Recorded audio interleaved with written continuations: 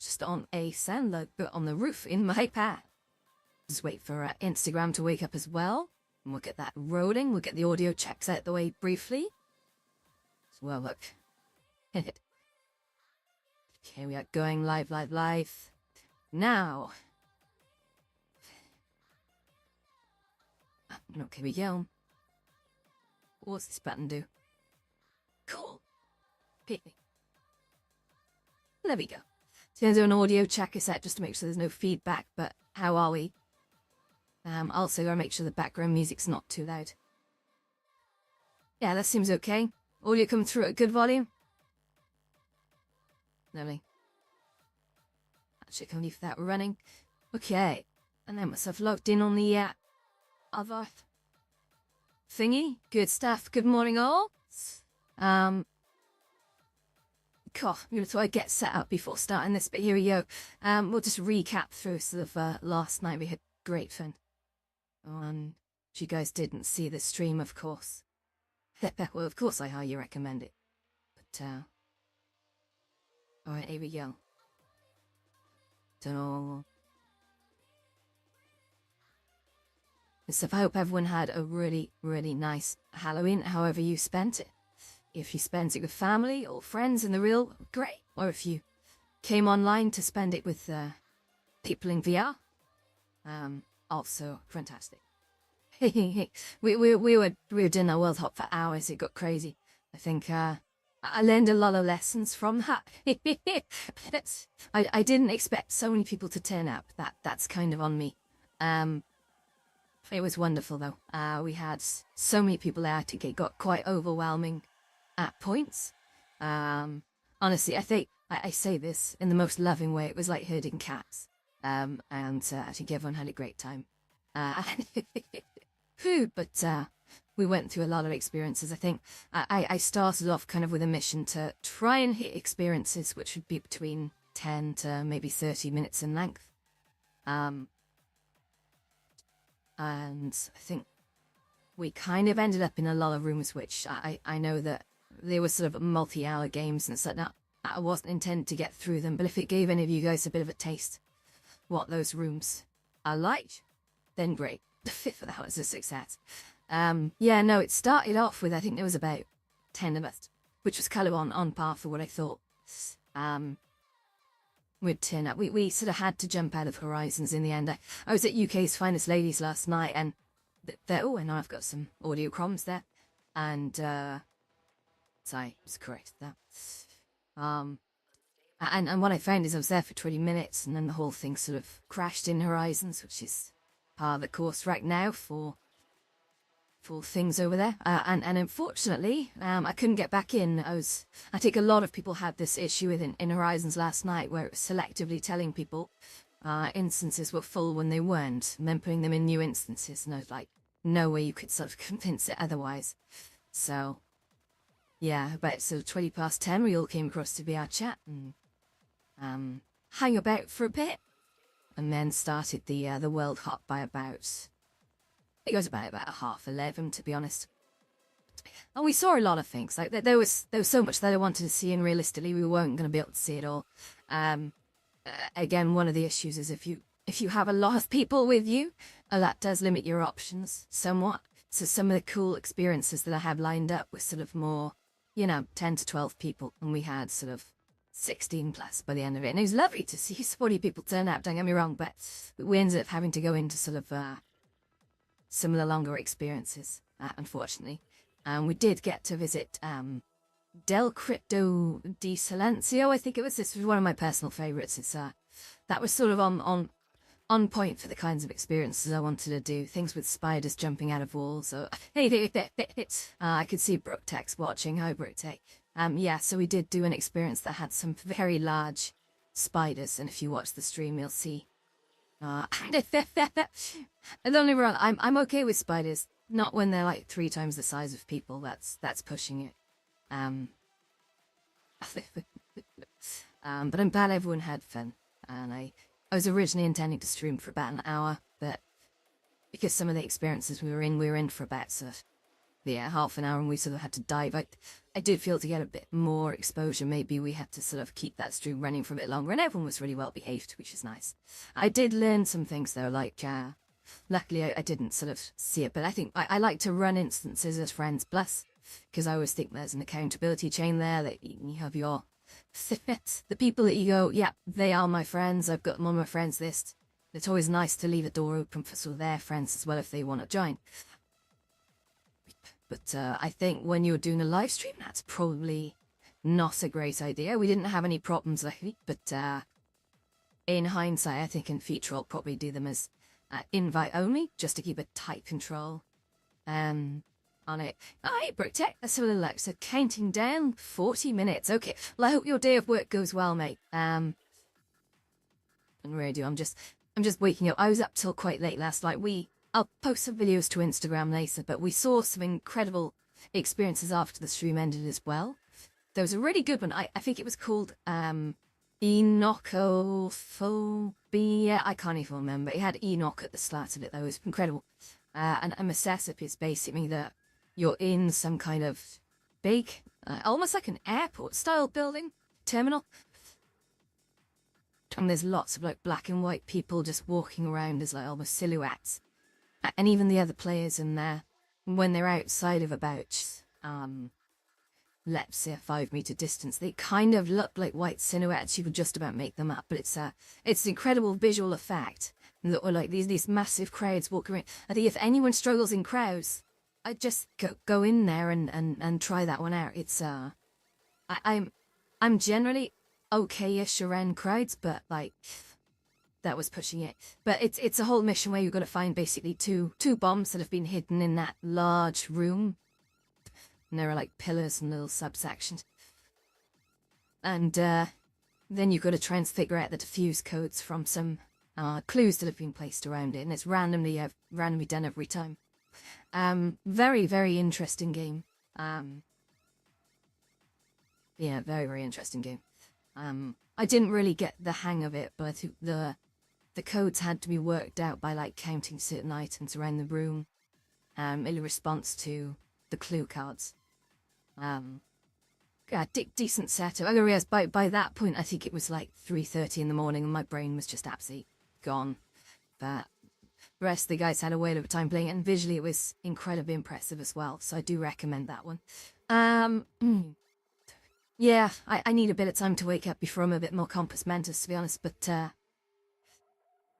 yeah, Horizons at the moment is not playing ball with the bugs. There's it'd be nice to get some sort of outreach from Meta on that at the moment, but last night, like I said, the session prompts, that was the first time I've sort of seen that problem in recent history, so hey, I mean, order a cough a sec, hang on. No. Oh dear. Cool. Okay. Okay, I think I'm back. Sorry about that. I drank way too much last night. No, I'm joking. I actually didn't drink too much. That was one of the things where last night I had 2 glasses of wine. I nursed 1 glass of wine for about sort of 3 hours, which is crazy. I don't usually drink so slow, but because I just didn't really want it, you know. No, good night was had by all, I think. Yeah, I had a suggestion from Zed, of course, to go see like a live horror experience as well, which is very kind. Thank you very much, Zed, for reaching out on that one. Unfortunately, by that point, I wasn't at my optimum, should we say? And I think, yeah. 2 seconds.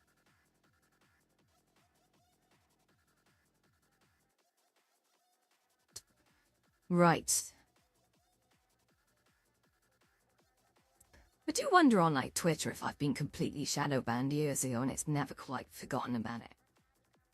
Because I generally I don't know how bad things are, but usually when people post stuff they get a few hundred solid views, and when I post stuff I tend to get 0, which suggests the algorithm's not actually offering up any posts to anyone. Which is not good. I wonder if I sort of set up a separate account and try that and see if that's any different. But it's crazy.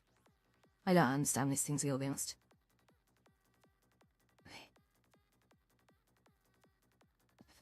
we just put it to a note. So yeah, this is just a sort of a pretty calm a stream where I'm just gonna wake up and rehydrate and talk to you guys if you've got any questions, of course. But thank you very much for the follows as well, guys. I do see a few going on in the background. Yeah, we're streaming to every major streaming platform at the moment. We got Twitch, YouTube, even Twitter, actually. Or X, as Niggle. I'll never get used to that, you know. You got that. It's right. You should like calling something Twitter for so many years and then having to call it X.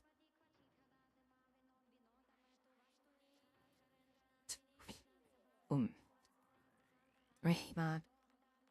So yeah, today I'm planning to spend a bit of time in build mode, to be honest. Because I meant to do it last week and then I kind of got, you know what it's like. You start talking to friends and then before you know the entire day's gone, which is wonderful, don't get me wrong. I need these social breaks, but it's a productivity killer for sure. But that said, you know, I've really been struggling with trying to visualize how I was going to rebuild the Lotus. I think November. It's November the 1st. Oh yeah, pinch punch fist of the month and all that. But I think we're at the point now where I need to start putting ass to grass basically and actually getting on with it. I've decided with the Lotus to simplify it.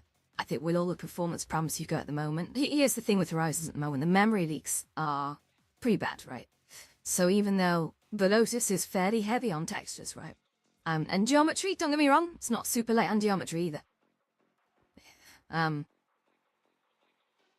But my plan is, with Christmas coming out, it's going to start getting busy from sort of like Thanksgiving onwards, okay? Because that's when all the Black Friday deals come out and people start buying handsets. And they will. There'll be a lot of people joining VR very soon because, yeah, those prices are getting just ridiculous now.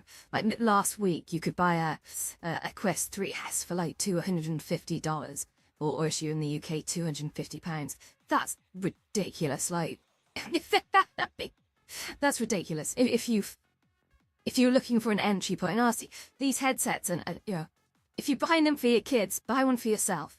Because every year I see the same. Parents buy them for the kids play Gorilla Tag for like, you know, a week or so, and but then they're off doing what kids do, kicking a football around outside or whatever. But the parents tend to then pick up the headsets and start using them instead. And the parents will use them for years after. So honestly, if these headsets are not for kids, also they're really not for kids. The minimum age for these headsets is like 10 years old. So please don't buy them for anyone younger. Jesus, what are you doing? But yeah, like there's always been a massive influx of people. After Thanksgiving, it's when people start going on holiday and start celebrating Christmas, and it's a great time you get to meet a lot of people, and some stick around. I'll be rolling across both platforms with Horizons is still my priority. I think Meta Horizons is really going somewhere, and it's about to really blossom. It's going through some, what should we call it, turbulence at the moment with some of the reliability, should we say. I think it's tough for creators at the moment because I think there's a lot of bugs going on unexpectedly. I think people are now starting to be a little bit afraid of the weekly updates because recently there's been a few things going wrong and they haven't been fixed. So I'll run through a few. If you stand still too long, it'll basically automatically cut your sound until you wiggle your head. Then it brings you back. It's like an auto coin out bug. So that's one. Try not to be too negative yet, though. I've worked with software systems for decades, and I've seen various states just because you've got a few bugs there. Some of them are extra annoying. It doesn't.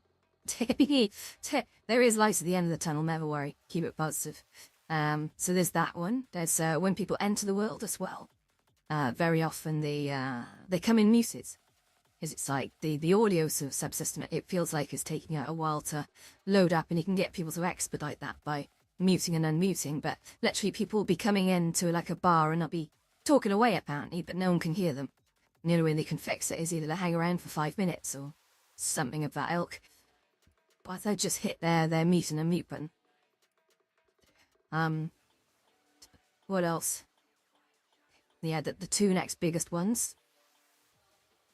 what is it, their high footfall instances tend to crash quite often. Like I went to UK's Finest Ladies last night and managed to be in there for 20 minutes and the whole thing crashed. It was like a fresh session. It's crazy. In my experience, certainly in the Lotus, we tend to get about an hour to an hour and a half, maybe, depending on how busy it is. Yeah, be in there, and then the whole thing, that the performance will degrade as people come and go, and then eventually it'll just hit a point of terminus and throw everyone out. You'll get the signs before it happens. Like, things will start to jitter. And that's the thing, I think a lot of will creators are sort of blaming themselves for being ineffective with memory management by easing too infectious, which, don't get me wrong, there's always room for improvement. There's always room for improvement. That's why I'm going to be moving on, changing the Lotus app and simplifying it. But, it does not seem to be directly related to the worlds themselves. It seems to be if you run a session for a long time and people are doing it going, something is building up in the background. We don't know whether it's sort of avatars, I guess, coming and going. Maybe it's because the avatars are of a much higher visual fidelity now and they ever were. Perhaps they're not being, memories not being released from people's leaves. I don't know. It's kind of open to a lot of guessing. Yeah. But definitely are a lot of memory management problems on at the moment. Yeah, or potentially something else. I mean, the audio system tells me that perhaps there's some work going on maybe an audio subsystem in there as well. I don't know.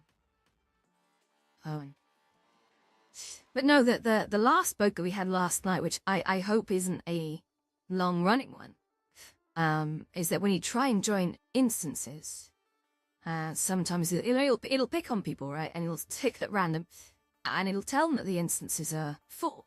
And that's just not the case. Now, you can see and confirm with the people in there that there's only like 10, 15, 20 people in there. But actually, when you try and join it, it'll say, instance is full. Read it. And that was the problem. Like, if you want to get into an instance, well, as other people, it's basically that problem will segregate people. It'll make them think that they can't get into places anymore.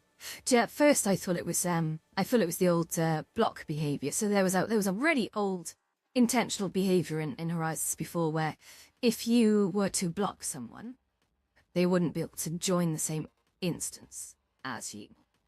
And of course, this was being weaponized for the longest time because people would block people, and then they would go into instances and sort of like, that would mean the other person that they blocked couldn't get into that instance, which is crazy. And that was sort of yeah, and that was being used by people to sort of bully people a little. That it's not that. And to be honest, that changed about 2 years ago anyway, so, but, yeah, not good. Yeah.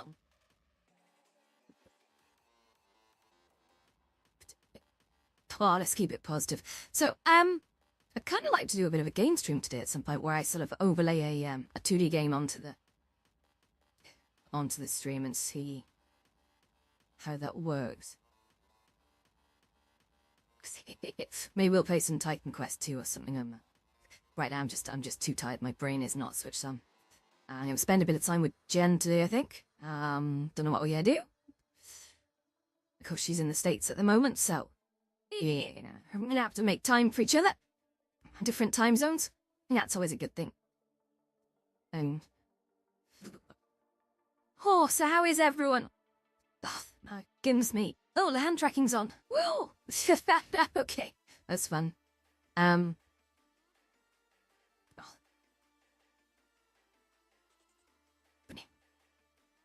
I do love this world. I'd like to put some extras in here, but it's just, you can see I put my sort of TV screen up there, like, just pretty cool. You did. And now, should we try it? Should we try and set up a game stream? And now, well, this is gonna work, guys. Let's do it live. Let's be fearless. Okay. So, I need to just grab a mouse from here and just move the keyboard around. Well, let's be brave. Use my hands. Yeah. Okay, let's switch this knife on just here. Okay, now I don't know how this is gonna go, so.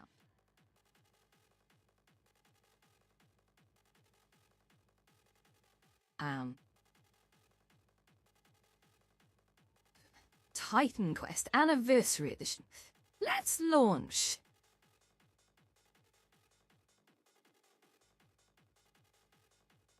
Oh my goodness. 20 gigabytes. I know. I mean, it's a great game. Yeah, okay. Let's set that off to download. I hope this doesn't cause the stream any problems. Oh. Hold up. This does not go well. So, I accept that. You could do some, like, I might track. Didn't you wrote well? Oh, Enzoy. I remember we had Gring of Ings as a fun play dream. Wow, Enzoyan. So there's a hate. These two? Wow. I've been out of gaming for so much stuff. I haven't played Armor Reforger yet. I always loved Armor, like I never really got in. I just sort of appreciate it. It looked amazing, and he like walks through endless wilderness in it. And I like play on its own. Being Armor on, to be honest, like there's a game called Operation Flashpoint, like the original one by Bohemia Interactive, and that was really, really cool. I know the Operation Flashpoint sort of brand got sold to Codemasters. Well, no, sorry, it was owned by Codemasters, and they took it and made their own game without Bohemia, and I think Bohemia went independent. Hey, how you doing, UK dudes? But yeah, they, I don't know what exactly happened, but Bohemia have always been absolutely diehard with this kind of stuff. It's absolutely incredible. I mean, we're definitely feeling the lag right now, because I started install of, Titan Quest. I think it's transferring over the network, so sorry if there's any problems, I'm just going to do a quick audio check, make sure that's not really goofing me up. 2 seconds. No, we seem to have gone away with that, that's great. But yeah, no, Armor is a great game franchise, but people are they take it very, very seriously, and weirdly, I like jumping in there as a spectator. Sometimes I'll just go in as like a civilian. I know this is weird, like, but hey, we find our amusement. But yeah.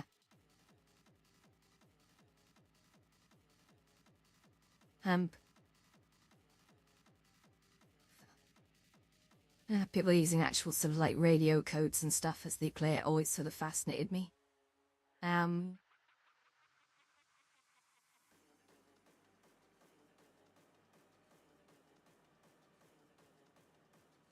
Perfect.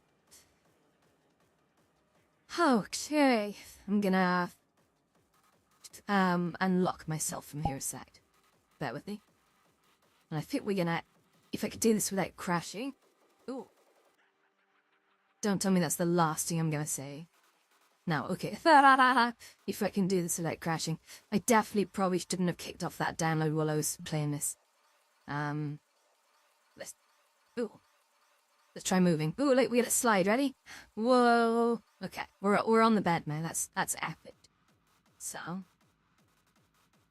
I feel sweet. I'm actually on a bed on a roof terrace. That's super cool. Okay.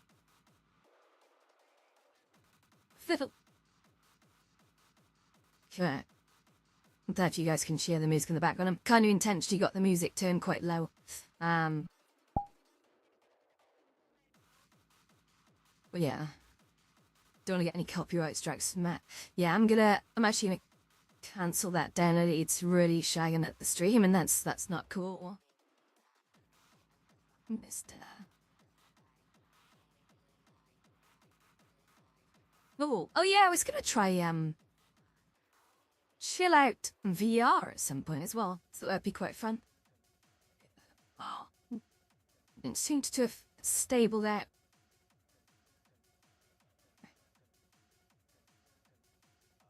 Okay, I'm just gonna hit pause on that burial. That should be okay. And it's one of the things I've got. It's a fairly beefy machine, but it's kind of doing quite a lot, to be fair. Sam. Oof. Yeah, that's fine. Okay, let's just turn this way. Or that way. Yeah. Perfect. Wonderful.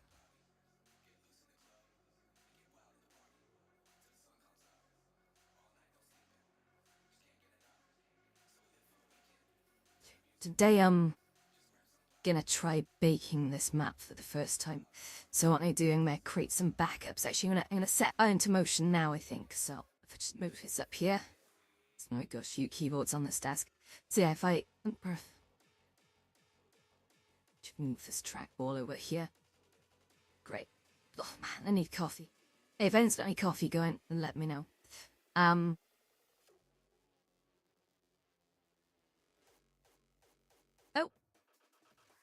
Am I in a world that I created?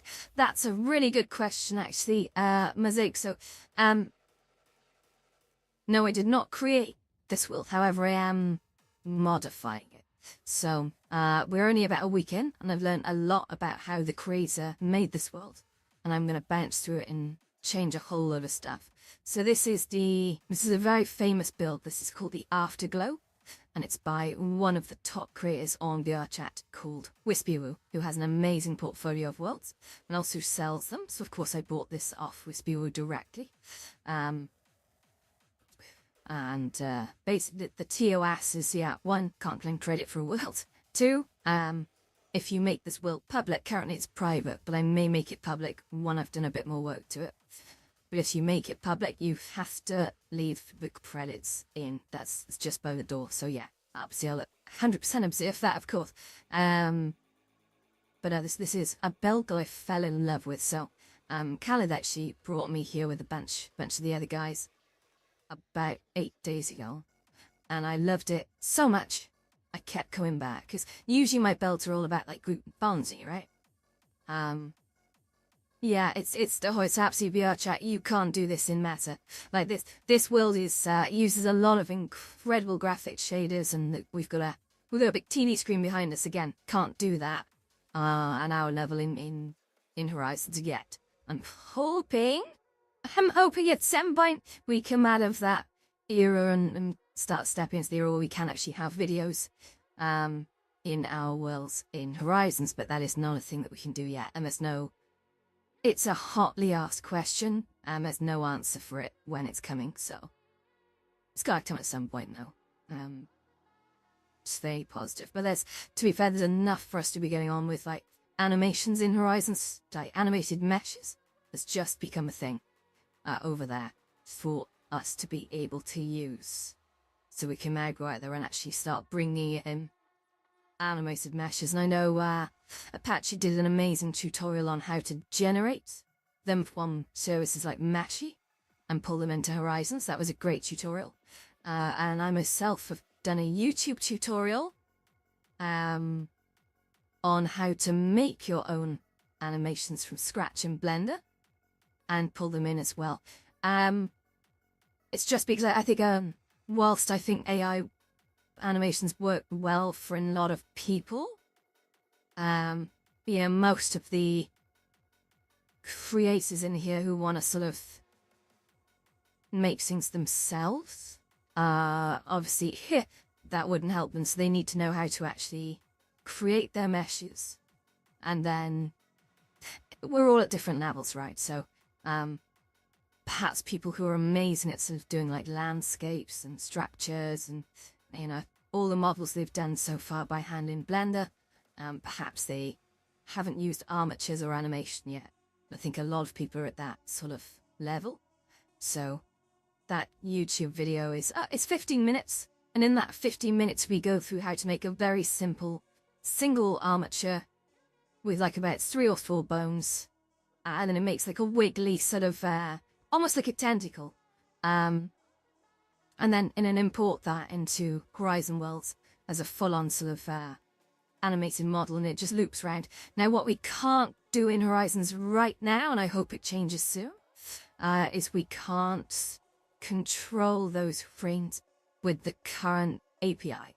I'm hoping that comes soon, because a lot of people are like, if I've got a model that's got like an idle animation and a walking animation and a death animation, how do I kind of get that to transition? And from what I can see right now, I don't have an answer to that. There's no documentation specifically on that, nor does there seem to be anything actually in the API that seems to let you control frame ranges or change those tracks. Again, I'll accept I could be wrong there, but none of us can see it. So, yeah. Clothing and accessory meshes. Okay, so that's an interesting one, Mosaic. So, at the moment, clothing meshes would be, and on the clothing stuff in Horizons. Now, I do also do a tutorial on that. Right now, it's texturing only. So Meta provides the conforming clothing meshes, and we can add textures. So if you're really good at doing clothing textures, you're in luck. You can absolutely do that in Horizons right now. It's dead easy to do as well. But as for clothing meshes, we can't make clothing meshes that can be worn by players as such. We can make what they call attachables, but attachables are not conforming. So if clothing meshes is your thing, I'm hoping I'm speaking your language here. Yeah, you could, for example, you could make a hat which sits on someone's head, but that hat could only be usable in worlds that hat is an object in, if that makes any sense. So, for example, if you had a bunch of worlds that you owned and you could edit, you could bring your hat into people to wear. You could do a whole load around scripting persistence. So, like, for example, I have horns in Horizons. But those horns can only be worn in worlds that I own and maintain. And that's because I've scripted it. So I'm using persistence to basically store people's preference on horn types, horn colors. So as they travel around a few of my worlds, the same horns will spawn on them. So I think the yoga studio and the store are the only two worlds I currently do that on. Will I do the other primitive worlds with that? That might be tricky because they're not tri-mesh. Most of my worlds are not tri-mesh, so sadly that's you can't mix primitives and tri-mesh. Of course, the horns are 100% imported meshes. So even if you could import them into a primitive world, I do not believe we should be. That's mixing technology stacks. No worries, mate. No worries. Like I said, I'm in BR chat right now, so these horns they're actually the same mesh from the horns that I created for Horizon Worlds. But they are on my character in VR chat. We don't actually have horn persistence in VR chat because people can design their own avatars, and a lot of the avatars out there have horns as a toggleable option anyway, so people can use that instead. It saves a bit of world capacity. But yeah, it's good fun. I think in the future, Meta certainly said they will be looking at clothing meshes as a custom importable thing. However, I think that's very, very far down the line. They always say, like, don't ask us about anything we're doing more than about 3 months from now, because honestly, sands shift, directions change, and, demand changes, and they've only got so much resource, so they definitely would like to do it, but I think there's more stuff coming with clothing, like, I'm pretty sure I can talk about this. Modular clothing is I think, a next priority for them, so you can actually make your outfits out of parts. That could be interesting because at the moment, like, okay, they've got the one pieces which are kind of already made. Say, there's some pre-made onesies which look great, and you can attach them to your heart's content. Like I've got the tiger one that I made a while back. It's like a really nice tiger romper, and that came out alright. I know. Was it meant for the bunny tail at the back was a bit of a thing, but we won't talk about that. But the rest of it turned out quite nice. We had the white fluffy rims around the legs and the shoulders and the neck, and that came out quite nice. I was quite pleased with that one. And it took about sort of 20 minutes to sort of get it done, but once you've masked these things in your favourite paint application, it becomes a lot easier. Yeah, absolutely. Variety's always a good thing. I think that's something that's exploded. We used to have, like, the amount of excitement when new clothing items dropped in Horizons was crazy. Like, oh, look, there's a new top. And what you'd see is that all the girls would be out wearing that new top. And it's like, yeah, I never, but it's sort of like, way back, it's sort of quite slow. But then in, I think it was April this year, custom clothing started coming, and then the alpha team, that was people like, you know, Joe Bear, Alina, they all got access to this. I think there was about probably 15 or 20 of them in total. But they did they wasted no time. They came up with so much stuff, and I'm never gonna say how much I spent, but yeah, I was checking in on those guys daily and buying a lot of stuff. And then of course they rolled it out to partners.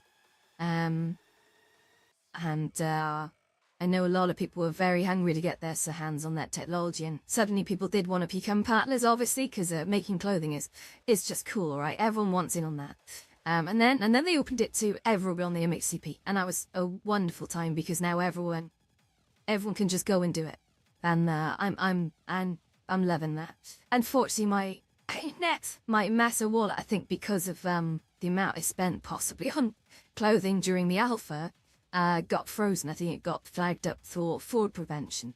Again, I'm not saying how much I spent, but I haven't been able to buy anything from Meta since, which the support team still keeps sending me weekly emails to say we're still working on the issue. We don't really know what it is. I'm like, that's okay. Hello, you fix that soon. It's been since July. It would be wonderful to be able to take advantage of, some of the offers on Horizon Plus. And of course, my Horizon Plus subscription expired as well. So now I basically can't buy anything from Meta until they fix that problem. So the said, like, would it help if I set up a new account, but then I'm buying things across 2 accounts? So I really don't know what's going on there, I gotta be honest. But it's maddening because, like, my payment methods are accepted by literally everyone else. It's like I only think something's gone a little bit wrong there, but I'm patient. I'm here. I'm like half a year patient, apparently. We'll see if we're still here in a year's time. No. But yeah, oh, so Horizon Plus, it used to be called Quest Plus. So it's a subscription package, which when it launched, it would give you, like, I think it was like 1 or 2 games a month from the Quest sort of VR store catalogue. But it's expanded substantially now. You get a lot for your money. So I can't remember the exact cost. I think it's like $7 or $8. But if you buy it yearly, obviously it's heavily discounted. I think last time I checked, it was like 50 for the year or something in that region. But what it gives you is, yes, it gives you 2 games to sort of download and keep, provided you sort of keep paying your Quest Plus, you retain access to those games. But what it also gives you is like Xbox Game Pass, it gives you a massive rotating catalogue of things as well. So you basically get, for your $7 a month, you basically get access to play an awful lot of stuff without actually spending any more, which is great. And then the other thing you get, which is quite nice, is they'll give you, like, every month they make these fantastic avatars. Like, you can change from a sort of a humanoid into, like, let's say a hot dog or a bipedal cat, neon cat, or a shark with sort of a 6-pack and pectorals. It's just ridiculous, but I love it. But they'll give away, like, one of those every month to Horizon Plus subscribers. Plus, I think you get 100 Meta credits as well, which you can use to buy in-game clothes, which is, that's a fairly nice offer as well. So, there. Although I think 100 credits is only about $1 actually, but either way. But I think you can actually spend your Meta credits on other things as well. So if you let them roll up, you get 5 months worth, and that could be £5 off a game. So I think that's the case. But yeah, no, Horizon Plus is definitely worth it right now at its current price. I think if you've got a Meta Quest and you're looking at games thinking, I wish I could buy all of them and just have a play of a lot of them, then that's a good one to get onto. Sure, it's basically like getting Game Pass for the Xbox, and because the Quest or the Horizon catalog is now so massive in terms of games, there's lots of application games on there. It is a great way to sort of get access to a lot without really paying much. Yeah. I obviously like a lot of games that I buy on VR, like standard games on desktop. I'll pick them up. I'll maybe play them to death for like a week or two, or maybe 3, depending how long they are or how repeatably good they are. And then last year I'll never bloody play them again. Which is slow. So I imagine like a new game thing that comes out, I play it for 6 hours, then I'm bored of it, and then move on. And then sometimes I may go back to a game if it's really, really good, like a year or 2 later. So, just looking at the shaders in here, the materials are exceptional. Look, I'll show you. If I can grab this here. Oops, I'm sorry, let's not guide that straight into me. But look at that. Let's zoom in. How good does that look? It's amazing. All these things, right? Well, this is why I bought this map off Wispy, because I really wanted to see that. I'm very new to VR chat building. I'm only about a month in. I'm making good progress. I've managed to in the last week since buying this and getting up and running, I've managed to put Norabin fireworks in the background, which you can probably see just going off there. They're a little bit random. So that's quite nice.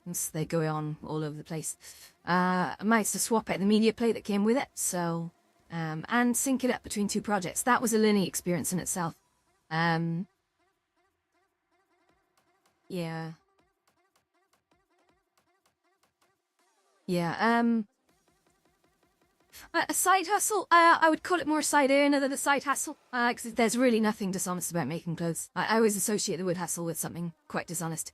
Like, for example, I would class selling something that you know is not worth $50 to someone that is $50 for a penny, a side hustle. But no, colloquially and perhaps just semantically, it's a good side in it, and you're in it a good time as long as you act relatively fast. As with all monetization things in all systems, right now, it's a good place. I can't talk about exacts, of course. But say if you take Horizons, for example, it was very lucrative back in the early days of monetization. And again, I was never privy to amounts, so I can't tell you that either. But it was very lucrative to run social places and social events in here. However, the sands have definitely shifted there, and now the big payouts are on making mobile games. That's what the platform wants. It wants mobile games at the moment. So there's a lot of like studios that are getting very interested, because like the payouts would be interesting to a studio. That's pretty much as far as I can go with that. And it's also working well for independent creators as well. But I know there's a lot of sort of actual game dev studios that have, years and years of experience that are getting involved now. And that's because there is money on the table around mobile games, making good mobile games. And that's one of the things about mobile games as well. Even though they're hosted in Horizons, you can actually make worlds which only allow you in on mobile. And it's because they'll use things like custom cameras, they'll use like top-down things. They might be presenting sort of almost 2D games. And that is a thing that's sort of happening at the moment. There's some fantastic work going on there. Yeah. But no, I think making clothing right now is a good side earner. I would say it's not gonna make you rich, but that it's given that you're making textures on clothes that other people are mashing out, I guess that's actually a good plan to get involved. And yeah, it's a good time right now to get involved in it. I wouldn't hold back. Just get on with it. And I would say there's really 2 components to it. One, you can make clothing, which you can obviously sell in the general sort of avatar store, which, to be honest, is not searchable at the moment. So it's a bit of random luck whether or not your stuff appears. But Meta are putting in things like deep links, so you can link to your clothing items as you distribute these over like social media.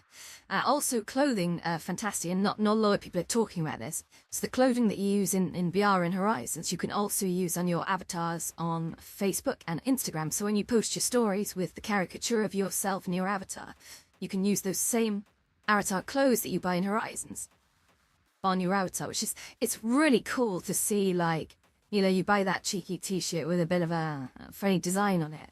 And then you can sort of assign that to your avatar. So when you're posting Instagram stories, you can be like dancing around as a caricature in it, and you've got the same clothing on with the same design. It's really cool. Yeah. So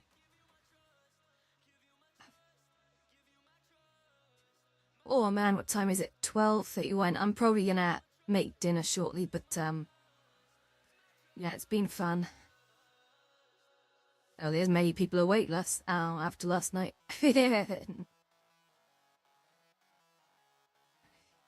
Oh god. Not sure if I need a nap, to be honest.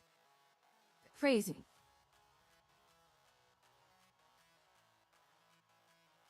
Hey! Fantastic. The other recommendation was clothing. Is when you start making clothing, set yourself up with a shop. So just, you know, if you're already proficient at making sort of clothing meshes, you should be absolutely fine with this. So I always tell people, for your first shop, start small, start simple. The first shop I did took me about 4 hours, and I had this lovely sort of like concretey sort of room with some pillars and interesting sort of platforms and stuff. And I sort of kicked that out because I don't want to spend too long on it. The real thing here is the product, it's the clothing. So you want to keep the world lightweight. But again, each to their own. Some people want to make these fantastical sort of super complicated worlds that take like 3 minutes to load and run at sort of 15 frames per second. If that's what you want to do, great, go ahead. But personally, I always think like when it comes to clothing worlds, they're meant for people to go in, see a catalogue of clothing, and get out. They don't need to be, you know, they don't need to take 3 minutes to load. And my second shop, I think, was pretty much a floating image in space. There's nothing to it. Because, like, people will always say when they go in there, it loads in, like, 5 seconds. Well, of course it does. There's nothing in it. It's just a bloody image and some clothes. But, yeah. I'll therefore always tell people, keep it simple. Because this is the thing with, like, when you're building worlds in VR, it's not like traditional printing press. It doesn't have to be right and editor approved to go out. You just start small, push it out, and then build up. And I'm about to do that now with the Lotus club over in Horizons. So, and we're basically gonna bring it all in. It's gonna be a lot simpler, and I can use that as a base for sort of expanding outwards as we go. But right now, Horizon needs places to be low memory footprint because it's struggling. It really is struggling. And I won't fix the issue that the memory problems are still inherently prizes. But it'll make it a lot more efficient, shall we say. So, yeah. All good. Yeah. But yeah, the best thing to do when advertising clothing, I think at the moment, if you're advertising your clothing on, like, get a store set up, and then if you've got a store set up, you can actually give people a web link for that. And then just start, like, hitting social media with, like, a daily post about some of your latest designs. Just get in there, do a twirl. A lot of the guys even have, like, female avatars as well, because if they're making clothes for girls, they can make their videos themselves wearing this sort of female clothing. But I do see a lot of that going on as well, so don't be afraid to sort of use the avatar system to its full potential. Yeah.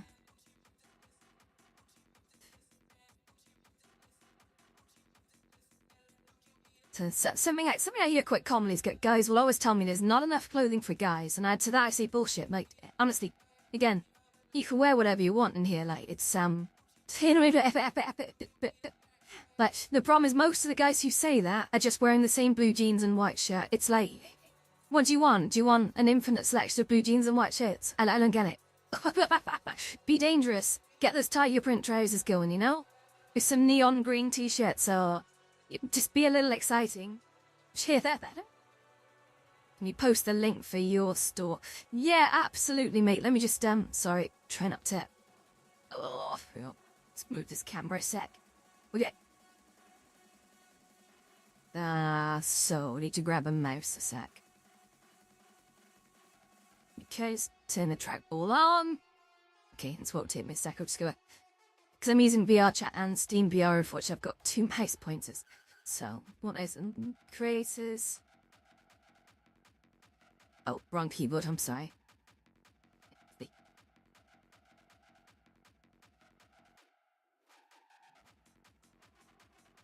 Good bad, okay. This won't take me a sec, so I didn't really have this ready to hand. And now essential cookies. Oh gosh. Oh, I've got a login, okay. Alright, bear with, sorry. I don't really use this PC for, stuff you're wanting on. Something went wrong? What?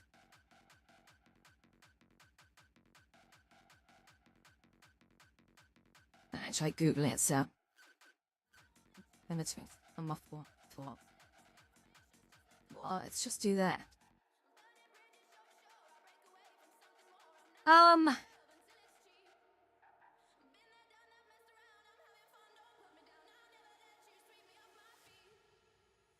Here we go. Wait, no, sis, alpha.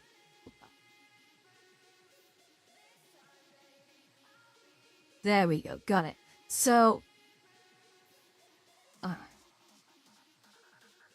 there you go. So that's the one, mate, that I've also done, like, that's got some guys' clothing, but it's mostly ladies.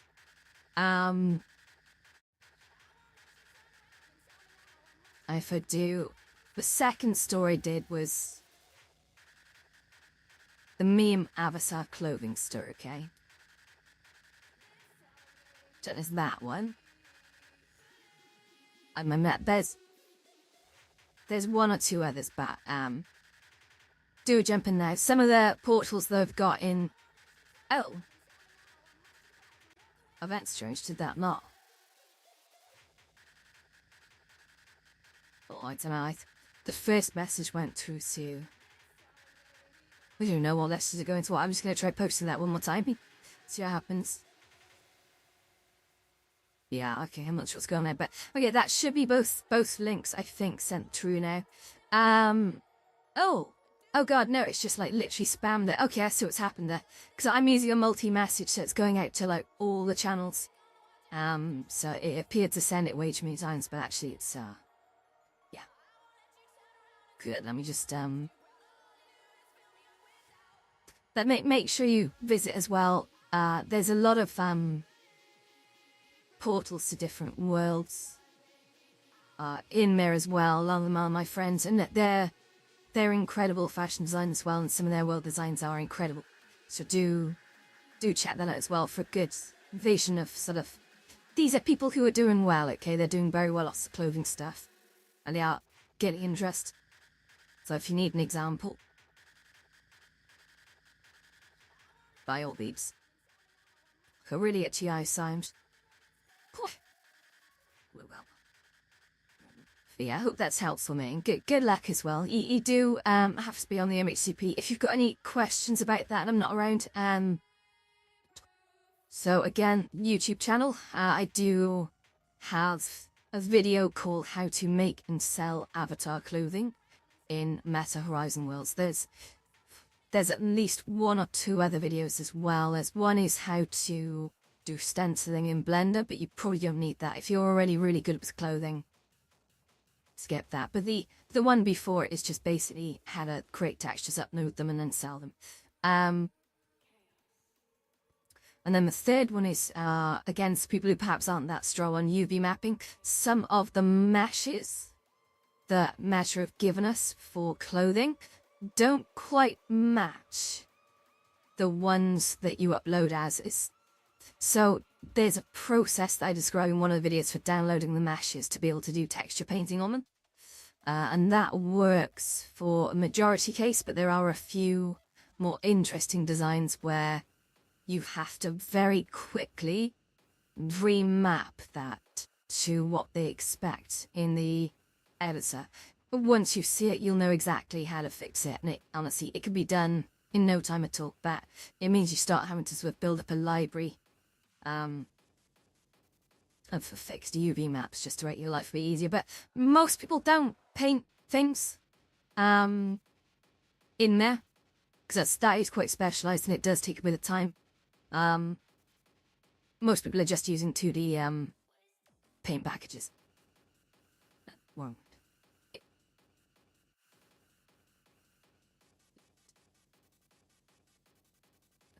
quite hungry. I think I've got what have I got in the fridge? I've got some sausages, right, that have like cheese in them. It sounds quite interesting. And that might be like the unhealthy breakfast that I need after a night on the piss. I really didn't drink that much last night. I nursed a glass of wine for about 3 hours. I just didn't really want to drink it. I think it's got the heating in the house. My throat's feeling very dry these days. Again, it's full of that promin. Oh, cool. Okay, wonderful. It's just how do I add the images to my store? Okay, so these days it's a lot easier to add images into a world in Horizons. You can use the there's a list of kind of objects like cubes and ramps and stuff that you can sort of pull out of the I forget exactly what it's called. I think it's objects, I'm not sure. But you could pull them out. There's one called a plane. So that's obviously a one-sided piece of geometry that's completely flat. So if you pull that out, you can then upload an image into your asset library through the world's desktop editor. And when you've uploaded that image, if you select that plane that you drag and drop in a world, you can actually, there's a little box in the properties section that says set texture. So you can actually set that texture to something in your asset library. That is a way that a lot of people are doing it. However, the cleaner way of doing it, and I think that if you're doing sort of poster art, that's a good way of doing it. I'm just going to switch my battery a sec. Sorry, guys. But if you're dealing with texturing in world right now, I would definitely have a look at Space Glitter Unicorns videos on baking textures. To be honest though, right now I would only worry about baking is a bit of a specialty. It's an essential skill for when you start making bigger worlds because it's more efficient with texture memory. But I mean, I think I myself am guilty of not using baking where I should have in the Lotus, and so yeah, the texture memory is quite intense over there. I have downscaled a lot, and it was running a lot more performantly, but these memory issues are compounding the issue. So the Lotus will run well for about 40 minutes, maybe an hour, and then it starts to creak. I do think that's a platform problem, but I do also think I've always had issues in the Lotus with just being a little bit greedy with texture memory. So that's the reason I have to now rebuild it in this month. And I think, to be honest, building in Trimesh does take longer. I'm going to get faster and better at it as I go. But right now I'm still like, I've had about 6 months of just complete burnout where I've done things, but they've been small things, like experimental things. And I think it's so good to keep yourself going with stuff like that and learn some new tricks. But really what I need to do is rebuild the Lotus. And it'll be actually the 8th or 9th time I've rebuilt the Lotus across 3 different platforms. Because of course the Lotus exists on Horizons, Banter and the VR-Chat, but they're all very slightly different. Like the VR-Chat has like dippy areas and permanent podiums, but it has also lots of sort of like jumbotron cameras. So when you get on the dancing poles, there's actually an invisible camera that spins around you and projects an image cut out onto the back. That's not something that exists on Horizons. Obviously, we don't have that kind of stuff in there. We can't access the camera APIs like that at the moment in VR. And in Banter, I just never went down that road. Although I know it's possible. Banter is an exceptionally clever platform in terms of its technology. It's way ahead of the pack. And I will return to Banter to build, but at the moment I'm just spread a bit too thin. It's difficult. Poor sleep schedule, full-time job, and then running VR places socially doesn't leave much time for building anymore. But we're making it work. We're all making it work. I just have to make use of the time that I do have. Oh.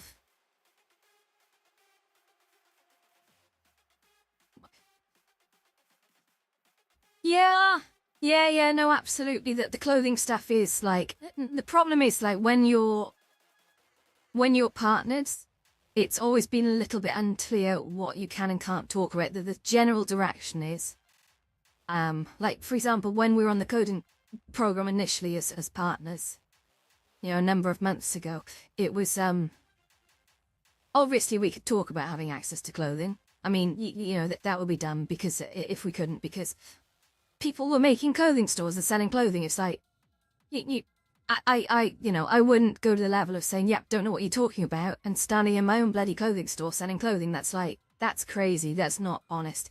But I do get the need for sort of being confidential sometimes. And that might be, for example, not talking about how clothing is being made. Because I know everyone was sort of hungry for those details. And usually with these things, the confidentiality stuff is around the methods in which things are done, not so much that they do or don't exist. Because, you know, day one with the NPC animation stuff, of course, I had people breakdancing in the middle of the White Lotus, and we were the first, I think, to be doing that. This was literally half a day after we got it. I'm very, very quick with these things. I ended up taking it out, though, because I found the NPC system was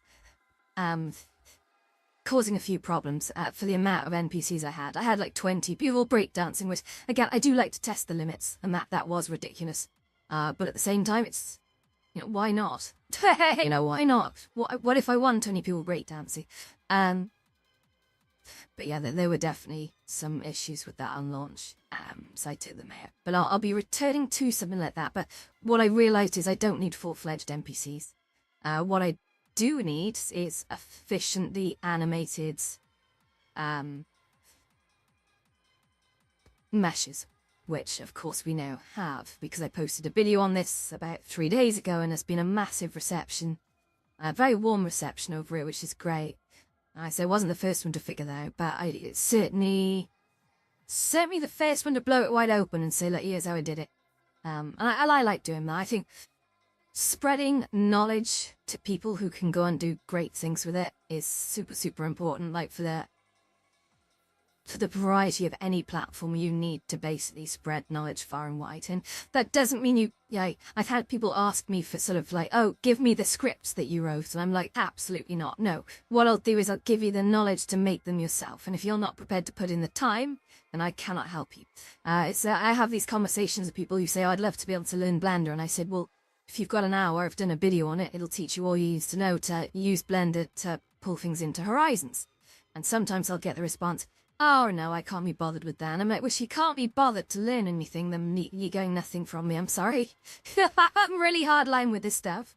I hope it doesn't come across as unfriendly. Yeah, absolutely. Why I run the Lotus every single night. Although, as I sort of alluded, we do get we are having a few bugs with Horizons at the moment, which is causing being there every day for 2 hours minimum. But that's all I'm committing to right now, because having sessions crashing and not being able to hear people, and now the newest bug last night, and I hope that's not still carrying on. So the instance full thing, when it's only got like 15 or 20 people in it. It's tough. No, man, it really is. And to be honest, we've got great places over in other platforms. It's a difficult one. But I'll always be in Horizons. But I always say to people that you're either there at the time we're open or you miss out. And I'm so sorry about that. But I can only be there for certain amounts of time. And at the moment as well, because of all the bugs, it has to be reduced. I think a lot of people are being incredibly patient right now. But I am seeing more and more people start to lose patience. And we're here to have fun. We're here to have a good time. And Yeah. Firstly, I'm an absolute watchdog with these things. I will never give up on a good thing, and Horizons is a good thing. It is a good thing, and it is coming along well. It's just it's easy to be knocked off balance by a few bugs, especially when they all happen at the same time. So, yeah. Love the purple sort of mists that swirl. Doubt you guys can see this. Let me just grilled that camera to the right. You can kind of just about see it from here. When you look really closely, you'll see like the distant details. And I don't know if it's showing up on the camera. Something I noticed when I was doing the video last night of the spooky stuff, that some of the spooky stuff wasn't actually showing on the camera. Like some of the spiders on the roof of that experience that we went into last night was, you couldn't see it in the camera, which is nuts. We could all see this big squishy tarantula just on the roof. It was huge. So it's the size of like 3 people. But it wasn't actually showing in the camera, which was bizarre. Yeah. But no, the current schedule, I need to design a graphic with this at some point today.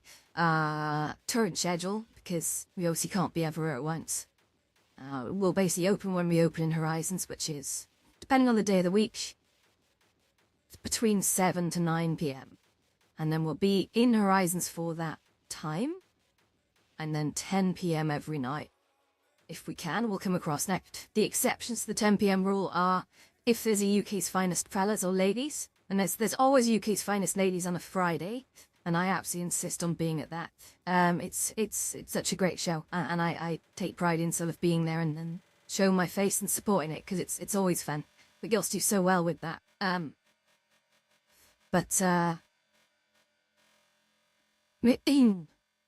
UK's finest fellas, I believe, is tonight. If I'm keeping at it, check in with me later. I'll have an idea close to the point if that's going ahead. But it's the first weekend of the month, and I believe that's the usual. That's the usual cadence. You know, I need to start reading group chats. Oh my goodness, I'm so tired. Yeah. So.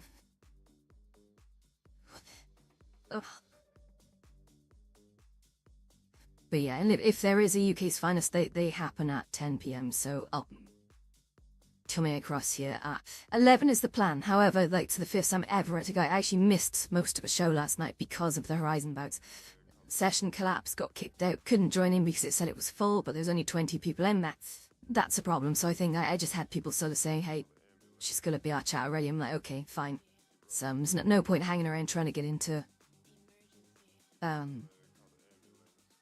yeah, there's no point trying to fight a system like that. It's not better things to do. We're trying to just take it easy on a Friday night and have fun. Like, good morning. What time is it here? It is 12:53. Yeah, I have to keep sort of bounded times with the Lotus. And there was a point where I was just in there too much, and it's like, you know, you start letting your life slip a little bit. Like, fun VR is great, right? But you can really lose yourself to it. It is kind of addictive. And you know, I can see why VR is addictive. Like, you know, just coming in here and being able to sit down with all your friends and speak to them for like entire nights. Like, you know, you finish work, and I used to, when I was a bit younger, I used to go to the pub on a Friday night, and I would sort of just literally leave work at 4 or 5, go down the pub, and I'd be there till close. I absolutely love it. Like, even though I'm naturally quite introverted, like I recharge when I'm on my own. I definitely have heavy extrovert leanings, certainly after a drink or two. Yeah, and be able to do that now in VR, because all my friends have grown up and they've got families and stuff, and they're all doing their own different things, and it's got, you know, no one's interested in going out and getting drunk anymore, so we did that. And to be honest, I should stop getting drunk as well. But I'll have 2 glasses of wine, why not? But it's nice to be in VR with all the people who are in a similar position to myself, where, you know, we're a bit older, and we don't all live close to each other. we're all spread apart. Some are, in different countries even, but definitely at different corners of, the UK and what have you. It's just a good thing. 8:45. Wow.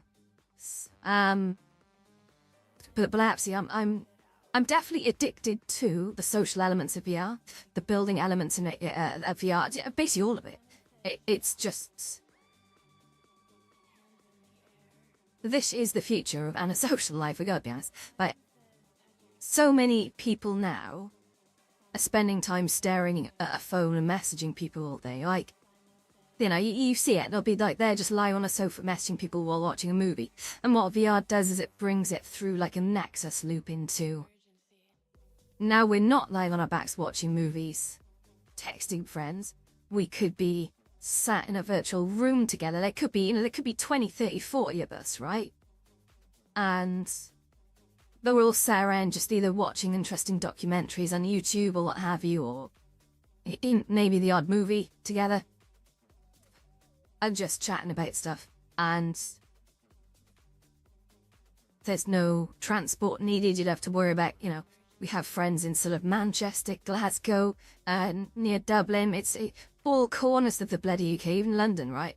And it's so wonderful that regardless of geographic boundaries, and even economic boundaries, don't forget, because and some of us can't afford to be traveling here, there and everywhere all the time, right? It's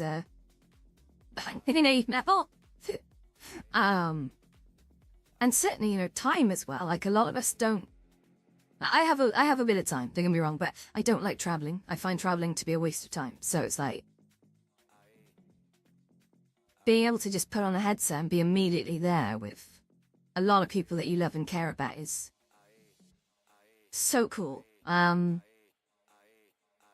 Yeah. Yeah, and a lot of people do still have problems. I think that's a battle that VR headsets need to win at some point. They do need to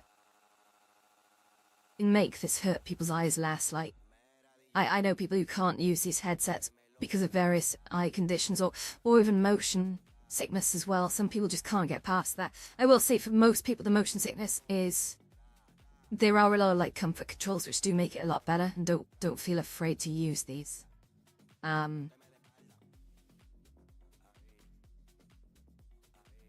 Yeah, it's I remember when I first started using VR back in the... It was the Oculus DK1. I've actually still got it upstairs. It's I haven't looked after it too well. It's in the bottom of a drawer somewhere with a lot of things on top of it. But the DK1 was a marvelous piece of technology, but I remember my first foray into VR. I couldn't actually be on VR for more than about 5 minutes. My brain felt it like it was baking. I think it was like some crazy level of confusion was setting in. Like, like when a dog gets stressed and you put your hand on the dog's head and the head feels like hot. That's the best way I can sort of describe it. That I think my first immersion into sort of home VR just absolutely baked my noodles. It was crazy. Yeah. Very, very strange. But it got better as I used it more, and within a few weeks, I was playing Elite Dangerous. Was a crazy good space game. I think it probably still is a crazy good space game. I just haven't played it in 5 years. But I remember my first hyperspace jump in Elite Dangerous. That was a proper moment. Yeah, that is the thing. A lot of people talk about things like Phantom Sense. I've never felt Phantom Sense at all. I'm not here to dispute whether it is or it isn't a thing, but for myself, definitely not. However, I will say the DK1 came with a demo for something called Tuscany, and it had these wonderful sunflowers. It's like this old Tuscan house on a cliff, in Italy, I think. Yeah, and as I walked into the sunflower sort of clipped through my face, and I did have a sort of an almost car crash moment. When you have a near miss. or on the road and you kind of, oh crap, you kind of almost like coil up and you're like, wow, I think that's probably the most significant thing I've had that could be close to phantom touch or phantom sense. But there's a lot of people who talk about it. There's probably something in it. I mean, the whole thing with the phantom pain experiment with the hammer and the rubber arm. If you haven't seen that video, it's an interesting test where they put a blinder between someone and their arm. There's a little bit of a build-up and some conditioning first, but then they put a rubber arm on the desk and then someone just hits it with a hammer and the person, then the subject then leaves that they've actually been hit by a hammer. I don't know, like, if they actually feel the pain or just the anticipation. Because, like, you know, it's like flinching, isn't it? When back at school where, like, people used to sort of try and make you flinch by, like, throwing punches at your face to try and make you sort of move as a stupid prank, right? And I know that, like, you know, yeah, flinching is a thing, right? So there's definitely something psychological going on there, even though there's no actual touch. So, like, hey. Some people might be more susceptible to others. I don't know. I don't know what to think of it, to be honest. It's a bit like hypnotism, isn't it? It's like whether or not you truly believe in some of the examples we've seen of hypnotism, certainly the televised ones, is do people really run around and bark like a dog with just sort of suggestion? I don't know. I don't know. Yo.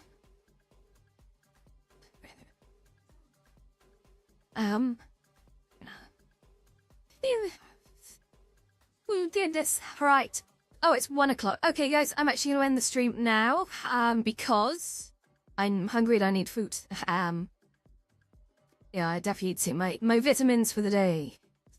And I'm on a bit of a kick at the moment. I'm trying to take lion's mane and a really good sort of multivitamin as well. God knows it wasn't cheap, but I'm just gonna see if that sort of improves my tiredness. Really, the real fix is for me to actually get a good night's sleep consistently for many weeks, and then we can level it out. But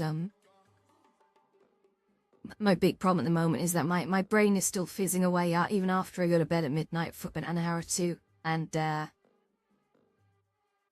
of course I think I've got like a little bit of I'm gonna call it sleep apnea, I guess, that sort of crept in recently. I think that's also destroying my sleep. I think it's some of the stomach acid stuff is starting to cause that problem. So I've got some pills coming in today now. I've got some what are they called there? Gastro-resistant stuff. I think it's the changing of the weather. I think as it's got colder, it starts to trigger off sort of stomach acid stuff. But yeah, anyway, I won't go into that tirade just now. So yeah, thank you very much, Ogun, for joining. Thank you, Ogun, for watching with the quiet people. If you're not subscribing, please do consider hitting that subscribe button. Definitely put on alerts, because I'm a little bit random. I don't have a fixed schedule at the moment. I do it when I'm in the mode. I try to do every day. And weekends can be different from weekdays, because obviously I work during the week, so. But yeah, no, thank you everyone for tuning in. Also, white pajamas, look, got little ghosts on them. Isn't that cute? Yeah, I love it. Okay, right. Okay, right, I am gonna shut the stream there, guys, but thank you very much for tuning in. I hope we've had fun. Remember, any questions, let me know. I'll be in the Lotus every single night, so please do join us there. Got a lot of old friends turning up recently as well, which is quite nice. So people are starting to come back to VR now. I think the quiet season is coming to an end. So yeah, okay. Yes, okay, end of stream. Thank you very much.